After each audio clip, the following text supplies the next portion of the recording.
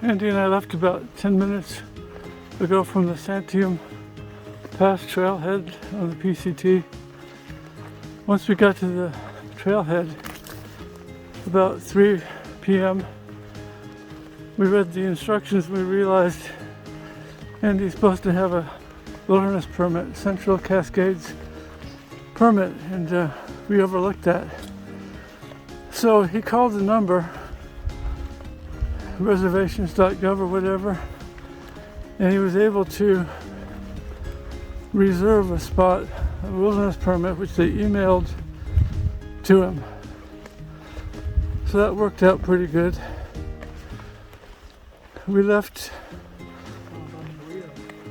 Yeah, well, we stopped. We left home at like 5 o'clock this morning and drove all morning, all afternoon without really eating. So we stopped in Sisters, Oregon, a little taco place at a gas station, and got a tortilla, not a tortilla, but a burrito, which we ate at the trailhead. After we got out of the car, that was our lunch and dinner. We were going to eat half of it for lunch and half for dinner, but we ended up eating the whole thing. So we might not have dinner tonight or just a snack. Anyway, it's a pretty warm day. Already starting to sweat, so hopefully it's going to cool off pretty soon. There's not much shade here. This is kind of a burnt area. So the third hiking partner is behind us. He's probably going to be 30 to 60 minutes behind us. He hadn't quite reached the trailhead when we left.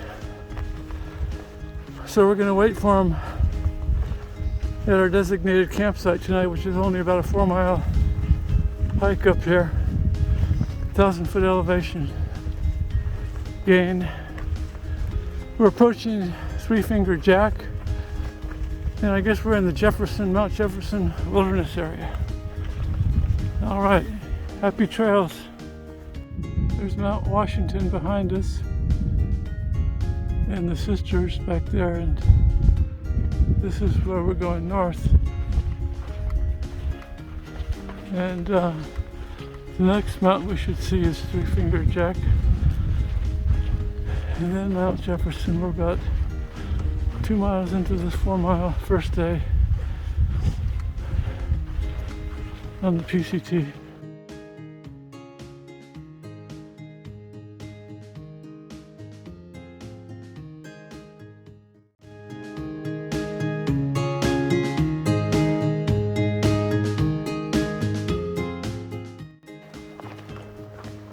This is day 2 on the Oregon PCT.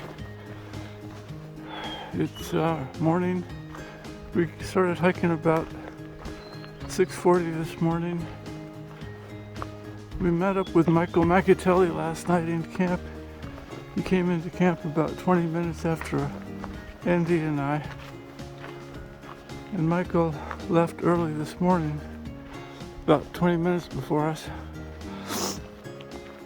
We're planning a 15.5 mile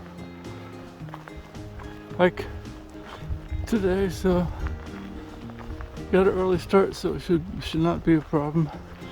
There's water about 5 or 6 miles ahead. So the campsite we were at last night was a pretty big campsite. There must have been, I think I counted 7 tents in the campsite, so it was crowded. But it was a good campsite, no water. So we stopped at a pond and got some water before we got to the campsite. I didn't have breakfast today, but I drank some instant breakfast instead. So the trail here is pretty good. It's pretty level. Yeah. Not too hard. There's a little bit of snow, a few snow patches, but we really haven't had any snow yet. It took us 2.5 hours to cover 4 miles yesterday, but it was all uphill, and we were just pretty not used to the hiking yet. It usually takes me a few days to get into the routine. Andy's gonna hike today and then I think part of tomorrow. Yep. Then he's gonna turn around and head back. Andy and Mike helped me get my gut hooks, my Far Out app working last night because I couldn't get it to work. I had to actually download a map. Fortunately, we had 5 bars or whatever, and I was able to download the map to get gut hooks working for me. Far Out, yeah, because it wasn't showing me the mileage. So this is a lot better now. That made my day, but the thing that sort of got me bummed out is I left my camera at home, my GoPro. I was planning to take a lot of videos and now all I have is my phone, which I can't use too much because it'll run out of memory space. So I might ask someone to ship the GoPro up to me, up the trail, so I can pick it up and start using it later. Now here's a little pond, huh?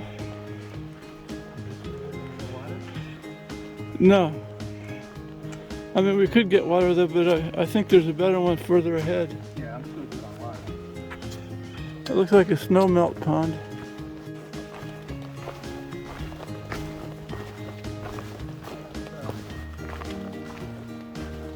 Got my new shoes going today. 3-finger jack, right? 3-finger jack, look at that. In the early morning sun. Great view.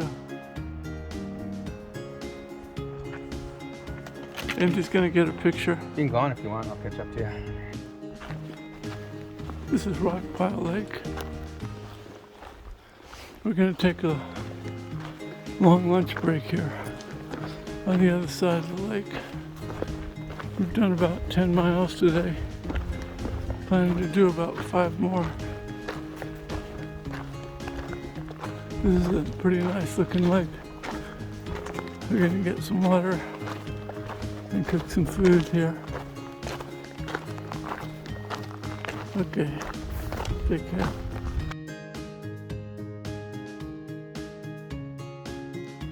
Here comes Andy. Michael is pulling up the rear. After a 2-hour siesta at Rock Pile Lake, we're headed north towards our campsite. Wherever that's going to be, either 3.7 miles or 5.1 miles, we haven't decided yet. We'll see how we feel when we get there. Happy trails.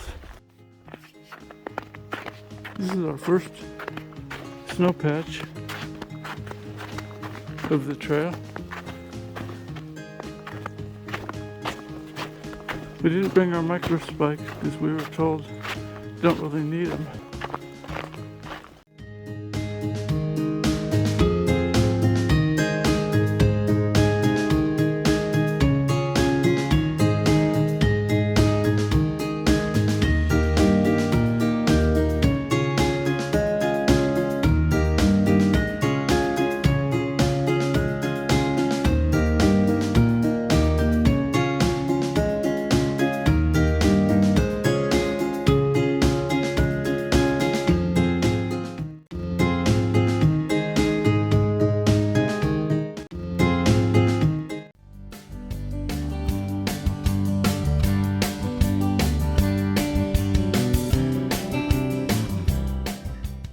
Anyway, so as I was saying, there was thousands of blowdowns yesterday, so it was real slow going through the Lion's Head fire closure.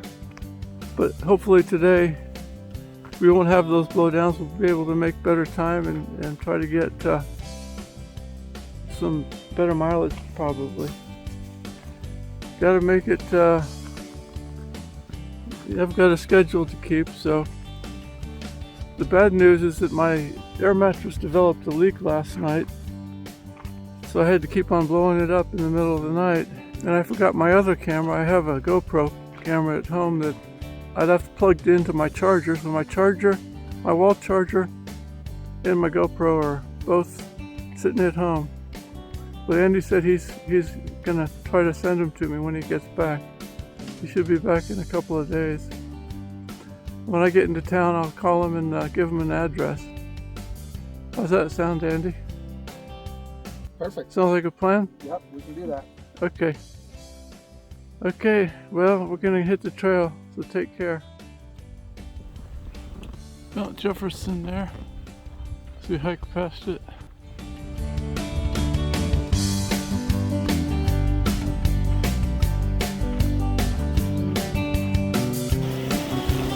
Check out these bugs here.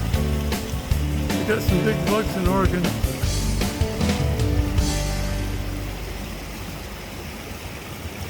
This is right next to my campsite. Here's my tent at Whitewater Creek.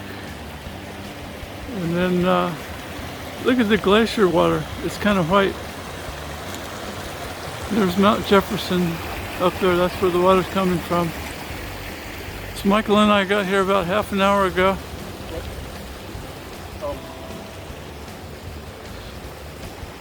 Andy left us, went back home, and so we just continued on without him. I think we did about 15 or so miles today. Went through a big burn area. And then we had a big creek crossing that was called Russell Creek. And there were 7 of us at the crossing trying to cross at the same time. And there was like a trail angel there who showed us where to cross. We had to go upstream a little ways for a safe crossing.